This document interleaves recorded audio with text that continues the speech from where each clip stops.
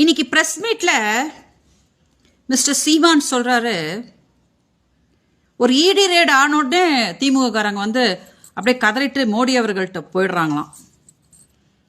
பயம்ன்றது இவரோட பரம்பரைக்கு தான், அதாவது சீமானோட பரம்பரைக்கு தான் ரத்தத்திலே கிடையாதான். சீமான் அவர்களே, உங்களுக்கு தான் பயம்ன்றது ரத்தத்திலே கிடையாது.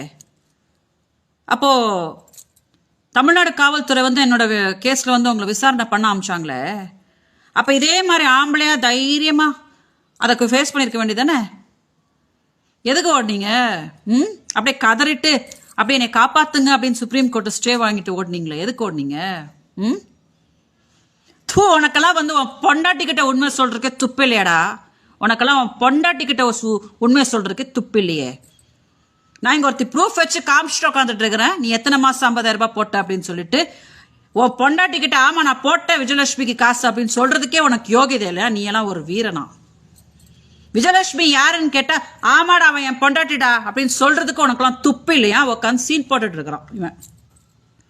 நீ எல்லாம் வீரன் அப்படின்னா நம்ம நாட்டை காப்பாத்துறதுக்கு பார்டர்ல எத்தனையோ ராணுவ வீரர்கள் வீர மரணம் அடைஞ்சாங்களா? அவங்களெல்லாம் என்னடா சொல்லணும்? தெய்வம் சொல்லணுமா? தெய்வம் சொல்லணுமா? வாயில வட சுடுறது மட்டும் தான்டா கத்து வச்சிருக்கிற. தமிழ்நாட்டுக்கு நீ அது மட்டும் தான்டா உங்ககிட்ட அது மட்டும் தான்டா கத்துக்க முடியும். மான மரியாதை சூடு சொன்னெல்லாம் விட்டுட்டு நீ எல்லாம் வீரனா இருந்திருந்தா ஆமா விஜயலட்சுமி என் பொண்டாட்டி தாண்டா அப்படின்னு தைரியமா சொல்லிட்டு நீ வாழ வச்சிருந்திருப்ப.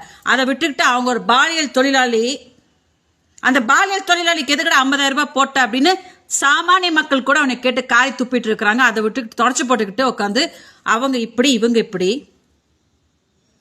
உன்னையெல்லாம் பார்த்தா எனக்கு என்ன தெரியுமாடா வயிறு எரியுது. தினம் அப்பாவி மக்கள், சின்ன சின்ன குழந்தைங்க, ஒண்ணுமே தப்பு பண்ணாதவங்களாம் எங்கெங்கயோ எப்படி எப்படியோ சாவுறாங்க. 14 வருஷமா அந்த நாம் தமிழர் கட்சின்ற ஒரு கட்சியை வச்சுட்டு மான மரியாதை விட்டு தமிழ்நாடு மக்களை ஏமாத்திட்டு இருக்கிற பாரு. உனக்கெல்லாம் ஒரு கேடு வர மாட்டேங்குது பாரு. அதுதான்டா எனக்கு பார்த்த வயிறுலாம் எப்படி எரியுது. நீ போயிருக்கிறது காணாத, நீ இப்ப என்னே வேற உன் கூட சுப்ரீம் கோர்ட்டுக்கு போய் வச்சுக்கிறேன். நீ எல்லாம் ஒரு வீரனடா? நீ எல்லாம் ஒரு வீரனடா?